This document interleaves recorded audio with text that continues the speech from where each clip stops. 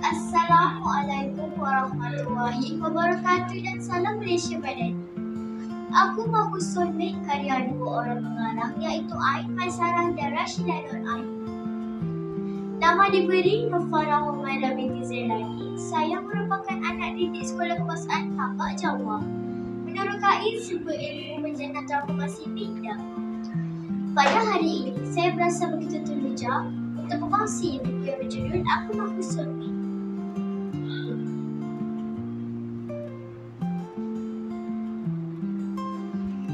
Baiklah, mari kita mulakan perjalanan menelusuri novel Aku Mahfuz Sulmik. Novel ini bermula dengan keterujaan watak utama bernama Syazalidah binti Azman atau Ina yang teruja apabila pihak sekolah mengadakan satu pertandingan memeriahkan nilai di PSS. Dan hadiahnya ialah tiket penerbangan ke Seoul, Korea Selatan. Dengan minimum bacaan sebanyak 10 buah buku serta menulis slogan merupakan syarat utama pertandingan. Ina dan Farah terlonjak kegembiraan membaca poster. Strategi pusat suku sekolah memang berkesan. Kebimbangan berkenaan kurangnya pelajar PSS sudah terhapus.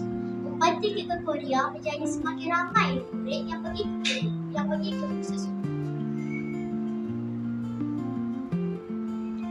Ina dan rakan baiknya itu Farah tanpa jemu terus-menerus mengunjungi PSS sehingga mereka sanggup melepaskan waktu rehat semata-mata mahu membaca buku di PSS. Tidak hairanlah kerana sebenarnya dua rakan baik ini memang cinta akan buku. 2 minggu berlalu, akhirnya keputusan bakal keluar. Ina dan Farah berdebar-debar menantikan hasil keputusan. Nama pertama yang dipanggil ialah Fazura Hazura binti Hazim. Ya, pemenang pertama ialah seorang gadis yang jelita, tetapi memenangi tiket dengan cara kotor. Dia tidak membaca pun slogan pun bukan hasil fikirannya. Malah slogan yang dimenanginya itu ialah slogan Farah. Ya, bagaimana slogan Farah tapi dimenangi oleh Fazura? Rupa-rupanya Fazura telah mengupah seorang pelajar untuk merosakkan slogan-slogan orang lain lalu menukar nama Farah kepada nama Fazura. Iya, sepatutnya Farah yang memenangi tiket usul yang pertama. Tiket kedua pula dimenangi oleh Ina. Betapa gembiranya hati dua rakan baik itu. Maka tercapailah sudah kata putus bahawa Ina dan Fazura akan berangkat ke Korea.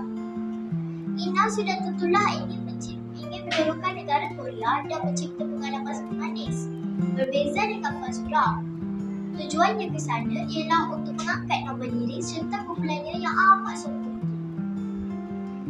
Tujuan paling penting ialah untuk merosakkan kamera Ina yang mempunyai rakaman gambar yang boleh menjatuhkan reputasi Fazura dan kumpulannya.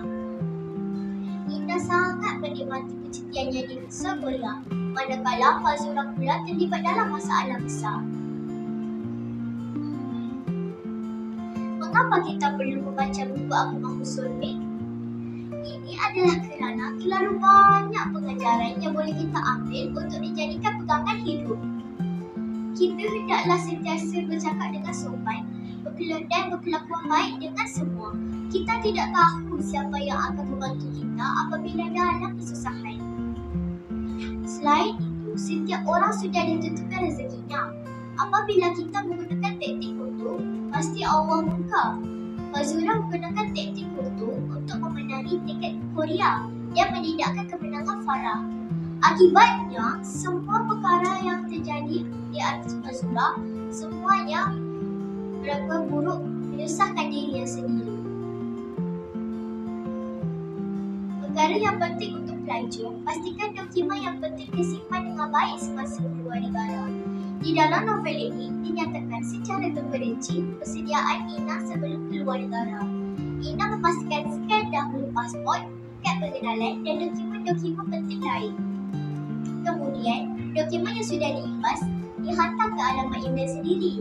Jadi, apabila ada perkara kecemasan, sekurang-kurangnya urusan lebih mudah. Jangan jadi seperti Fazura kerana orang yang sombong itu seperti orang berdiri di atas gunung. Dia melihat orang lain kecil, padahal dia tidak sedar orang lain juga melihatnya kecil. Baiklah sidang penuntut, sekianlah bicara buku dari saya.